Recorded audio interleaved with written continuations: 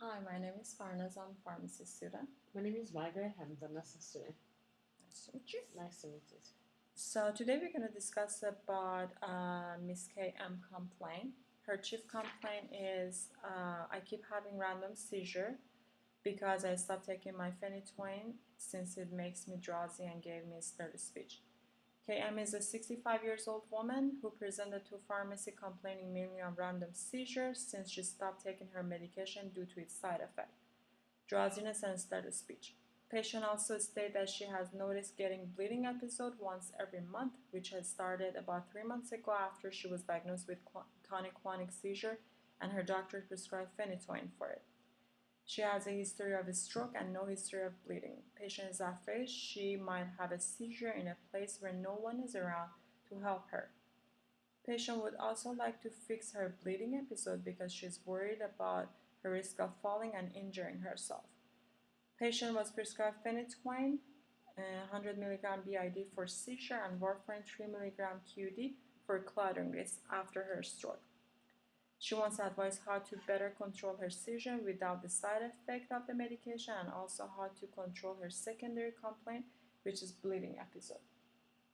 She has no known drug allergies, and the medication she's on is phenytoin for seizure, warfarin for coagulation, metoprolol and losartan for hypertension, Lipitor for hyperlipidemia, and Humalog for diabetes.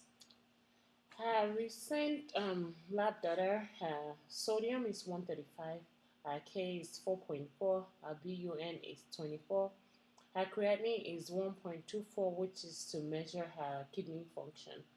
Her white blood count is 8.3, her hemoglobin is 12.7, her hematocrit is 39, her platelet count is 269.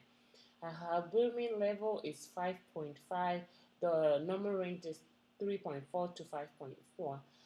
PT is 45 seconds. For PT is the time that it takes for her blood to clot.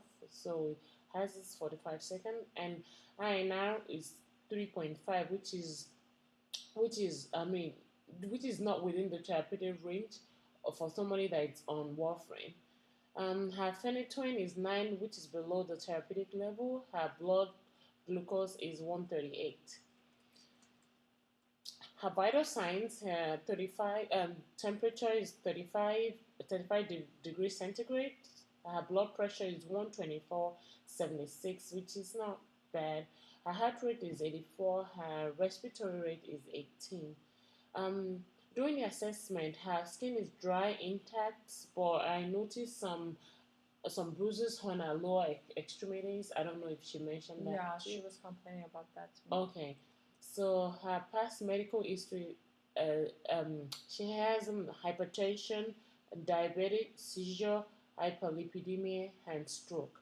Her family history: her mother and father disease from stroke, her sister disease from heart attack, and her older son, which she is living with now, right now, had diabetes.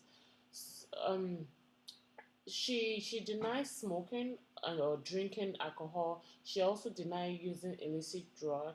She's single. She's unemployed. All right. So my assessment is that she has a poorly controlled seizure because she stopped her medication due to its side effect of drowsiness and slurred speech. She had a stroke in 2010 and was prescribed warfarin 3 mg by mouth daily. She was recently diagnosed with seizure and was prescribed phenytoin.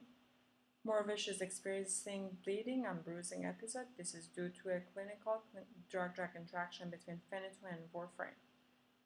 Phenytoin may increase the anticoagulant effect of warfarin. The INR, as you mentioned, is above the normal range of 2 to 3 for someone who is taking warfarin. Therefore, after co-administration of this drug, there should be an INR and phenytoin level follow-up. My recommendation for the patient is to switch phenytoin to lamotrigine because of intolerable side effect which is associated with phenytoin. So my plan for her is to evaluate her medication regimen. This is very important because she's because for somebody that is taking a normal medication, we know the dosage that the person will be taking. But for the warfarin, we have to get the INR results. So this is what we'll do that for every week until we get into therapeutic level. Then we'll be doing it every month. Also, we'll monitor her vitals, her blood pressure, her rate, just make sure that she's not bleeding, and hematocrit and hemoglobin as well. Also, I will educate her on how to reduce the risk of bleeding, to use a soft brush when she's brushing, when she's flossing, to do it very gentle, and also the when she's shaving as well, she use electric shaver instead of razor. Not to walk barefoot in the house. Also to when not to use like a toothpick, anything that can cause bleeding, just to stay away from it. I will also educate her not to stop or skip any dose of any of her medication because she's been bleeding. She might be thinking that, oh, she's going to stop it. I will educate her not to stop it and to talk to her to her primary care. That's a good point. So in my plan, the goal of therapy is to decrease seizure, reduce the side effect, replace her medication to a more tolerable drug, and optimize the INR level. The pharmacologic plan is to replace phenytoin to lamotrigine. Phenytoin should be decreased by 20% every week for 4 weeks.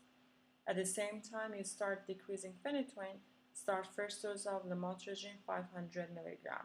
2 weeks after decreasing phenytoin, start to decrease dose of lamotrigine by not more than 100 mg weekly until maintenance dose of 250 to 300 daily is achieved. The non-pharmacological plan is to lifestyle modification, which is ketogenic diet for better seizure control, monitor brain damage following seizure, drug efficacy, and toxicity. In monitoring for worsening, optimize INL level to normal lamotrigine are dizziness, ataxia, rash, blurred vision, and nausea.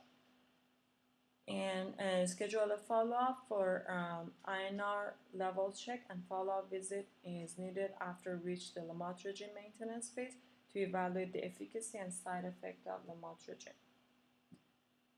I would like to educate my patient about ketogenic diet, which is more fatty supplement and less carbohydrate and protein.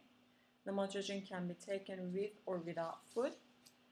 If a dose is missed, it should be taken as soon as patient remember. Unless it's really close to the next dose, then she can just take the next dose. If the patient experiences rash, she should immediately notify her doctor.